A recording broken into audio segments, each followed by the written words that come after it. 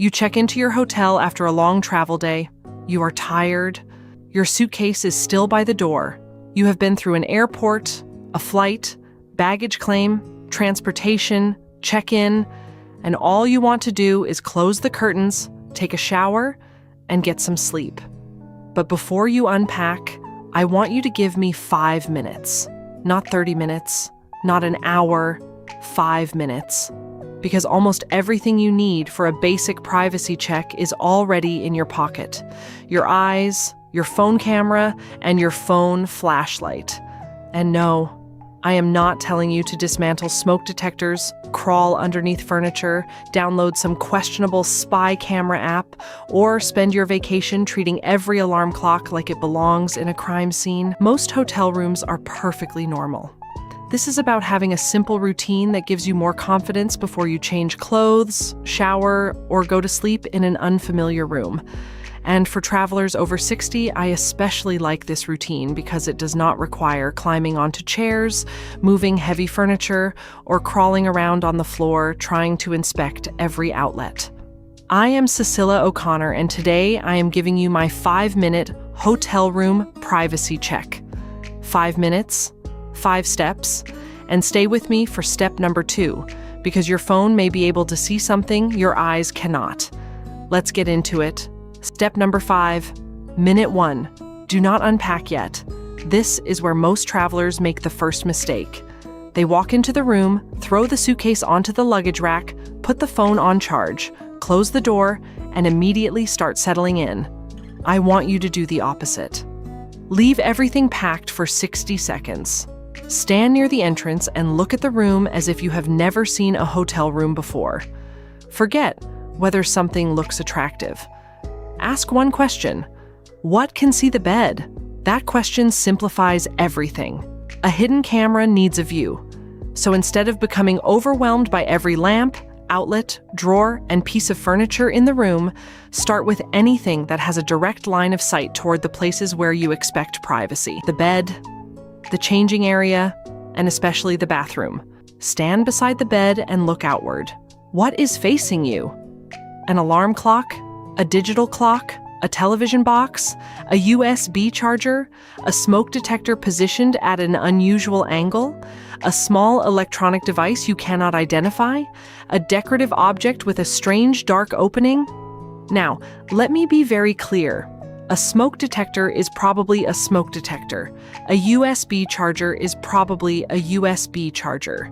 A tiny black dot is not automatically a camera. The purpose of this first minute is not to accuse the hotel of anything. You are simply building a mental map of the room. And there is a very easy rule I use. If an object has electricity, a small opening, and a perfect view of the bed or bathroom, it earns 10 extra seconds of attention. That's it. You do not need to touch it yet. You do not need to remove it. Just notice it. And if something is high on the wall or ceiling, please do not stand on a chair to inspect it. Use the zoom on your phone camera. That is safer, faster, and usually gives you a better look anyway.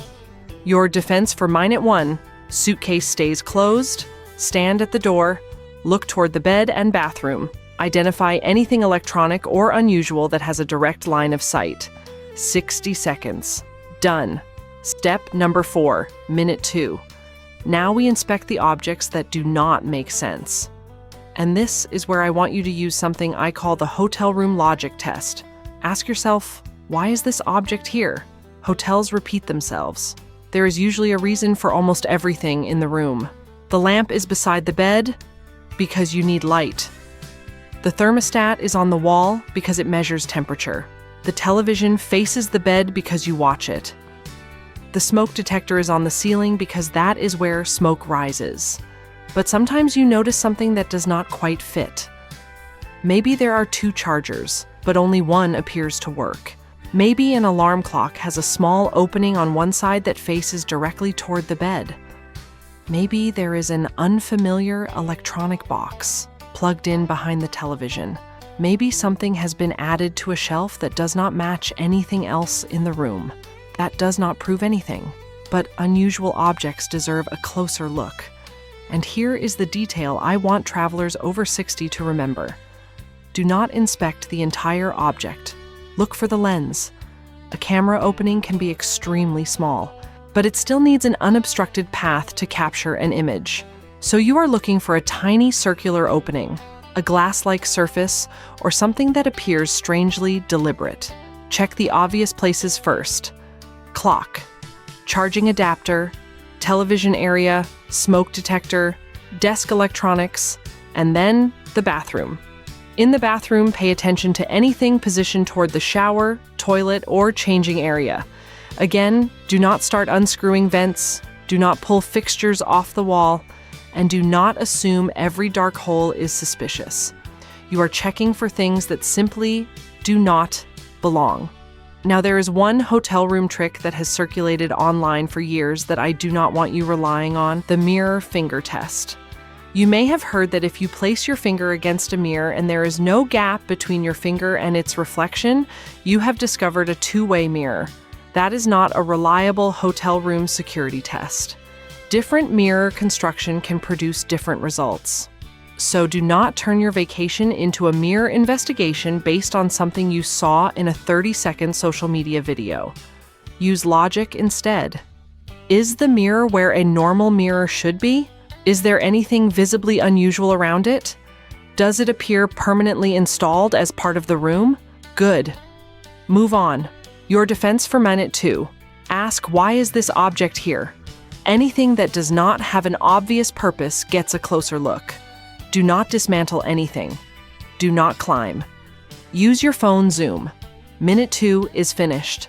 Now we get to the trick I want almost every traveler to know. Step number 3. Minute 3. Turn off the lights and use the flashlight test. Close the curtains, turn off the lamps, turn off the bathroom light. You want the room fairly dark. Now switch on your phone flashlight.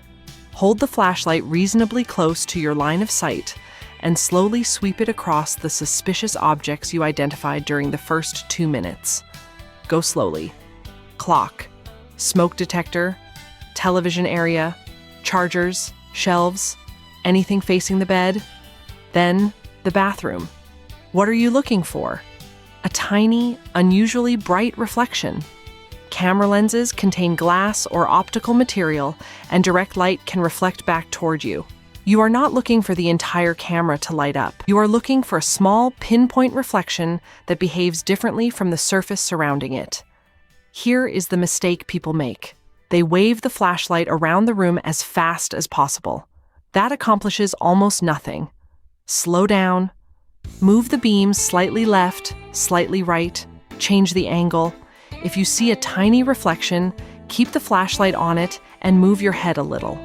Does that bright point continue behaving like a small piece of glass? If yes, turn the room light back on and inspect that exact location more closely. It could be completely innocent. A screw, a glossy piece of plastic, a sensor, an indicator light. You are not declaring that you found a camera. You are identifying something worth checking. And this is why I like the flashlight method. It costs nothing. It requires no technical knowledge. And you already have the tool in your hand. But it has an important limitation. A flashlight sweep cannot guarantee a room is camera-free. A lens may be deeply recessed. It may be positioned behind tinted material. It may be behind a screen. It may simply be at an angle where your light does not reflect back toward you. This is a check, not a laboratory inspection. That distinction matters. Your defense for minute 3, dark room, phone flashlight, slow sweep. Look for an unusual pinpoint reflection.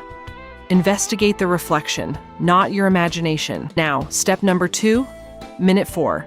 Use your phone camera to look for infrared light. This sounds complicated. It is not. Some security cameras use infrared light to see in darkness. Your eyes cannot normally see that infrared illumination. But some phone cameras can. Notice I said some. Not every phone. And not every camera. So before you use this trick in a hotel room, there is a 10-second test you can do. If the room has a television remote, point the remote at your phone camera. Press a button. Look at the end of the remote through your phone screen. If your camera can detect that infrared signal, you may see the remote flash as a pale, white, purple, or pinkish light on your phone screen. Try the front camera as well if the rear camera does not show it. Some phones filter infrared more aggressively than others. If neither camera sees the remote flashing, this test may simply not work well on your phone. That does not mean the room is safe or unsafe. It means your phone is not a useful infrared detector. But if your phone can see the remote, now darken the room again. Open the camera, slowly scan the suspicious objects. Look around the clock, the television, the shelves, the ceiling, the bathroom. If you see a tiny light on your phone screen that you cannot see with your naked eye, stop and investigate. And remember, infrared light does not automatically mean hidden camera. Television equipment, remote control receivers, motion sensors, and other electronics may also use infrared. What you have found is a clue, not a conviction. And that word matters. Clue. One clue means inspect. Multiple clues mean stop and take the situation seriously. Here is something else I want to save you from. Do not assume an app with the words hidden camera detector in the name can magically tell you that your hotel room is safe. A phone cannot suddenly gain specialized radio frequency hardware just because you downloaded an app. Some apps use ordinary phone sensors and make very broad claims about what they can detect. Research into commercial spy device detectors and detector apps has shown that these tools can be far less capable than their marketing suggests. So I would rather have you understand 3 simple physical checks than trust a screen that flashes green and tells you everything is fine. Your defense for mine at 4. Test your phone with a remote. If it detects infrared, scan the room while it is dark. Unexplained light on the phone screen means inspect further. No infrared light does not prove there is no camera. Which brings us to the final minute. And this is the most important one. Step number 1, minute 5. Know what to do if something actually looks wrong. Because finding something suspicious and then handling the situation badly can create a second problem. Imagine you shine your flashlight toward the alarm clock. There is a reflection. You look closer. Behind a tiny opening is what clearly appears to be a lens. What should you do? First, do not panic. Second, do not start dismantling the device. Do not unscrew it. Do not smash it. Do not pull wires out of the wall. And definitely do not spend 20 minutes standing in front of something you believe may be recording you while arguing with somebody on the phone. Step away. If it is safe to do so, take photographs or a short video showing the object in its original position and showing where it points. Do not touch it more than necessary. Collect your belongings, leave the room, go somewhere public, such as the lobby. Then report what you found. If you are staying in a hotel, ask for management and request another room while the situation is investigated.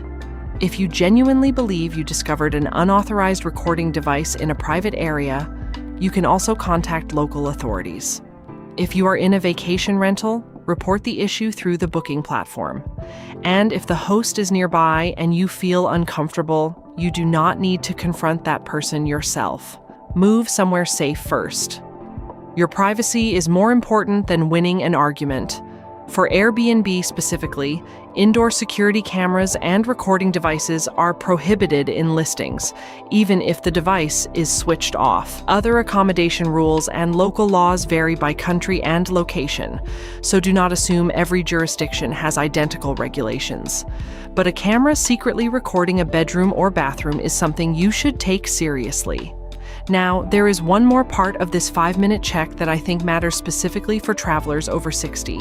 Do not let the security check create a physical safety problem. I mean that. Do not climb onto furniture to reach a smoke detector. Do not balance on the edge of a bathtub to inspect a vent.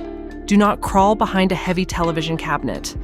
If something is too high, use your phone zoom. If something is behind furniture, ask hotel staff to inspect it. The goal is a safer trip, not an emergency room visit because you were standing on a swivel chair trying to photograph the ceiling. So, let me give you the entire routine again. 5 minutes. Minute 1. Do not unpack. Stand at the entrance and identify anything with a direct view of the bed, bathroom, or changing area. Minute 2. Use the logic test. Anything electronic or unusual that does not seem to have a clear purpose gets a closer visual inspection. Minute 3. Darken the room and slowly sweep suspicious objects with your phone flashlight. Watch for small, unusual reflections. Minute 4. Test whether your phone camera can see infrared using the television remote. If it can, scan the dark room for unexplained infrared lights. Minute 5. If something genuinely looks suspicious, document it, leave the room, and report it. That is the routine. And notice what I did not tell you to do. I did not tell you every hotel is spying on you. They are not. I did not tell you to buy an expensive detector. I did not tell you to download 5 apps. I did not tell you to tear apart the smoke detector.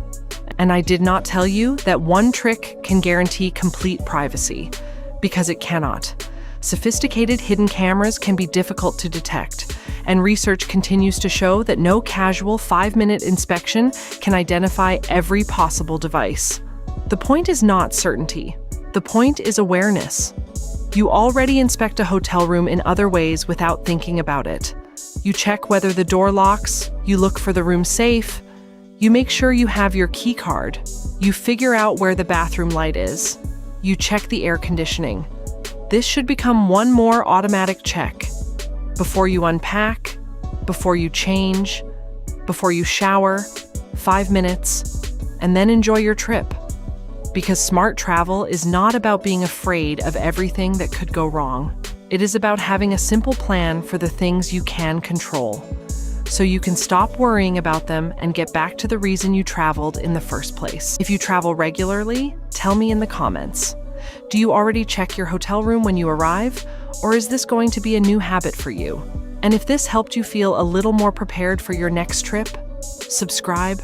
I am Cecilla O'Conner, and I will keep breaking down the airport rules, hotel mistakes, airline policies, packing strategies, passenger rights, and practical travel habits that make traveling after 50 easier, safer, and far less stressful. Because 5 smart minutes at check-in can buy you something every traveler deserves: peace of mind, safe travels, and I will see you in the next one.